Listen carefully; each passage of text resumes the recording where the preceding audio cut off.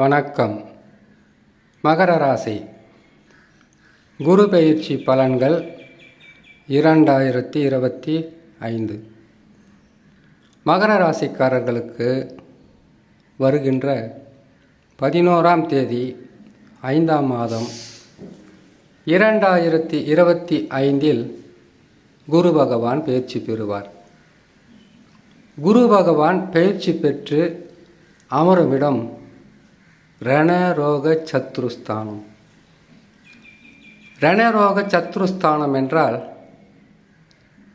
குடும்பத்தில் பிரச்சனை, உடல் நலத்தில் சிறு உபாதைகள், செய்யும் தொழிலில் வளர்ச்சி இல்லாத தன்மை, வியாபாரத்தில் நஷ்டங்களும் கஷ்டங்களும் தரக்கூடிய ஸ்தானம்தான் ரணரோக சத்ருஸ்தானம் என்று சொல்லக்கூடிய 6ஆம் பாவம்.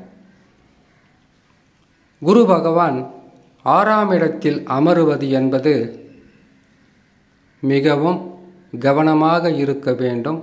மகர ராசி மகர ராசிக்காரர்களுக்கு குரு பகவான் பெயர்ச்சி பெற்று அமரும்போது ஒரு பக்கம் 7.5 சனியிலிருந்து முழுமையாக விடுபடுவது ஒரு நல்ல செய்தியாகவும்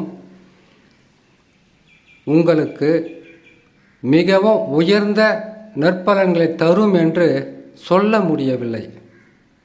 காரணம், 7.5 சனியில் 7.5 ஆண்டு காலம் நீங்கள் அதிகப்படியான துன்பங்களும் இழப்புகளும் கஷ்ட நஷ்டங்களும் அனுபவித்து வந்த உங்களுக்கு திடீர் தனலாபமும் திடீர் அதிர்ஷ்டங்களும் தரப்போகிறது என்பதை வாய்விட்டு சொல்வதற்குண்டான வழி இல்லாமல் போனதற்கு காரணம் குரு பகவான். சனி பகவான் உங்களுடைய ராசி அதிபதி. கர்மக்காரகன் தான் எப்பொழுதுமே சனி பகவான். தர்மக்காரகன் என்று சொல்லக்கூடிய குரு பலன்தான் ஒவ்வொரு ஆண்டும் நமக்கு மிகவும் முக்கியமானது. 2024 குரு பகவான் 5ஆம் இடத்தில் இருந்தார். 5ஆம் இடம் என்பது பூர்வ புண்ணிய ஸ்தானம். அது மட்டும் இல்லாமல் ராகு பகவான் 3ஆம் இடத்தில் இருந்தார். கேது பகவான் 9ஆம் இடத்தில் இருந்தார். 7.5 சனியில் கழிவு சனியாக இருந்த சனி பகவான் அவர் தருகின்ற பாதகத்தை முழுமையாக தடுத்து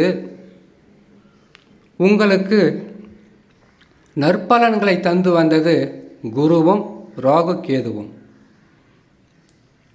சனி பகவான் விலகி 3ஆம் இடத்திற்கு செல்வது மிகவும் உங்களுக்கு நல்ல நிலையாக மாறும்.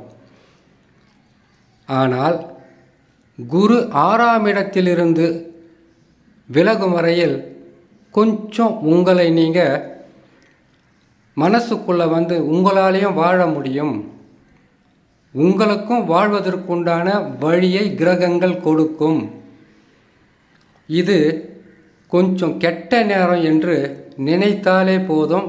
மகர ராசிக்காரர்கள் ஏன்னு கேட்டிங்கன்னாக்கா, இந்த 4 ராஜ கிரகங்களும் யார்? குரு, சனி, ராகு, கேது.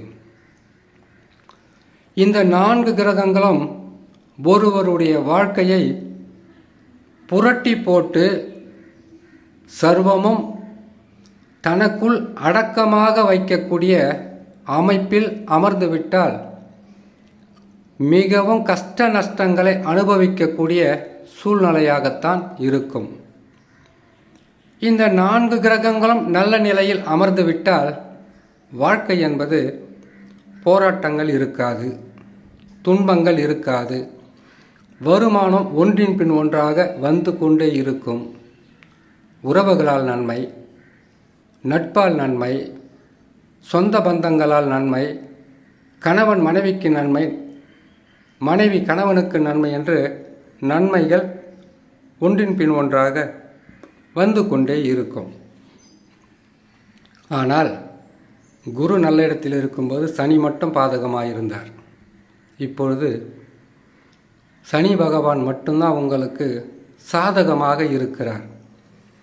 ராகு கேதுக்கள் மிகவும் வலிமையாக கெடு பலன்களை தரக்கூடிய அமைப்பில் அமருவது மகர ராசிக்காரங்க ஒரு உண்மையை புரிஞ்சுக்குங்க.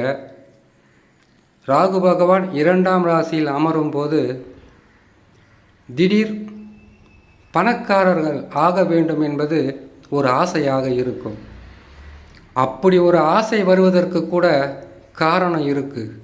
ஏன்னு கேட்டிங்கனாக்கா 7.5 வருஷம் வறுமை, துன்பம், கஷ்டம், உறவு சிக்கல், நட்பால் பகை, உறவால் பகை, இப்படி தொட்ட இடமெல்லாம் பட்டு போன நிலையும், கேட்ட இடங்களிலெல்லாம் இல்லை என்ற வார்த்தையும், உறவுகள் செய்த அவமானங்களும் பொறுக்க முடியாமல் வாழ்ந்து கொண்டிருக்கக்கூடிய உங்களுக்கு திடீர் பணக்காரர்களாக ஆக வேண்டும் என்கின்ற ஆசை இருப்பது தவறு கிடையாது. ஆனால் 7.5 சனி எப்படி கெட்ட காலம் கெட்ட நேரம்னு நினைப்பீங்களோ அதே மாதிரி தான் ராகு பகவான் 2ஆம் இடத்திற்கு வரும்போதும் கேது பகவான் 8ஆம் இடத்திற்கு வரும்போதும் உங்களை நீங்களே சமாதானம் படுத்தி கொள்ள வேண்டும். கேது பகவான் 8ஆம் இடத்தில் இருக்கும்போது பல வகையான விபரீத பிரச்சனைகளை கொடுப்பார்.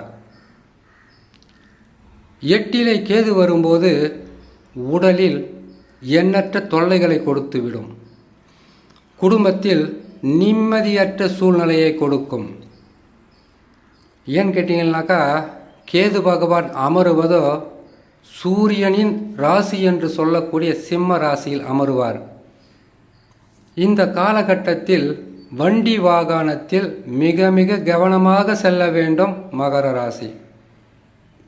கேது பகவான் 8இல் இருக்கும்போது குரு பகவான் 6இல் இருப்பது மிகவும் பாதகமான நிலையாக மாறும்.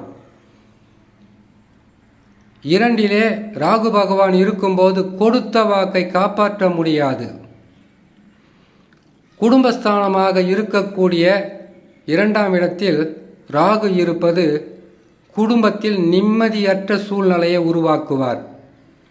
வாழ்க்கையில் இதையெல்லாம் தாண்டி வருகின்ற பிரச்சனைகள் அனைத்தையும் தாங்கி அதற்கு பிறகுதான் முன்னேற்ற பாதைக்கு உங்களை கொண்டு செல்லும். 7.5 சனி போலவே நீங்கள் இன்னும் எவ்வளவு காலத்துக்கு இந்த பாதகம் இருக்கும்? ராகு கேதுக்கள் தவறான இடத்தில் இருந்து மாற்றம் பெற்று அமர்ந்தாலும் பாதகம்தான். ஆனால் உங்களுக்கு அதிகப்படியான கெடு பலன்களை தரக்கூடிய மாதங்களா அல்லது வருடங்களா என்று கேட்டால் மாதங்கள் மட்டும்தான். வருஷமெல்லாம் நினச்சி நீங்கள் கவலைப்பட வேண்டிய அவசியம் இருக்காது. காரணம், குரு பகவான் 6ஆம் இடத்திலிருந்து மாறும் வரையில் சற்று பொறுமையாகவும் நிதானமாகவும் உடலில் வரக்கூடிய பிரச்சனைகளிலிருந்து உங்களை காப்பாற்றி கொள்ளக்கூடிய வழியை கட்டாயமாக மகர ராசிக்காரர்கள் செய்தே ஆக வேண்டும். ஏன்னு கேட்டிங்கன்னாக்கா 8இலே கேது படு பாதகத்தை செய்து விடுவார்.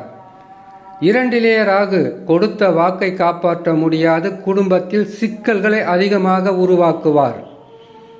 ரணரோக சத்ருஸ்தானம் என்று சொல்லக்கூடிய 6ஆம் பாவத்தில் குரு பகவான் அமருவது சனியை தவிர மற்ற ராஜகிரகங்கள் என்று சொல்லக்கூடிய ராகு கேது குரு பகவான் படுபாதகமான இடத்தில் அமரும்போது இப்போ உங்கள் உடல் நலத்தை காப்பாற்றிக்குங்க.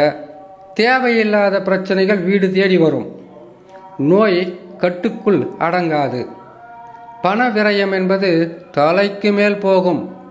நிம்மதியற்ற மனிதர்களாக வாழுவது இந்த மாதிரி கிரகங்கள் அமரும் போதுதான். இந்த காலகட்டத்தை ஓராண்டு முழுக்க 2 ஆண்டு முழுக்கெல்லாம் நீங்கள் கஷ்டப்படணுன்ற அவசியமெல்லாம் கிடையாது. குரு பகவான் 6ஆம் இடத்தில் அமருவார். ஒரு 6 மாதங்கள் மட்டும் பொறுமையாக இருந்தால் மகர ராசிக்காரர்களுக்கு மிகப்பெரிய நற்பலன்கள் நடப்பதற்குண்டான வாய்ப்புகள் அதிகமாயிருக்கு. இந்த காலகட்டத்தை சற்று பொறுமையாகவும் நிதானமாகவும், இந்த நேரம் சரியில்லை என்பதற்காக குலதெய்வ வழிபாடு, இஷ்ட தெய்வ வழிபாடு, பிரச்சனைகள் வந்தால் அதை விட்டு விலகுவது, உங்களுக்கு கடன் தொல்லையாக மாறினால் சற்று பொறுமை காப்பது, குடும்பத்தில் குழப்பங்கள் ஏற்பட்டால் விட்டு கொடுத்து போவது, இந்த மாதிரி இருந்தால் 6 மாதத்தை கடந்து விடலாம். அதற்கு பிறகு பெரிதளவு பாதகம் இருக்காது.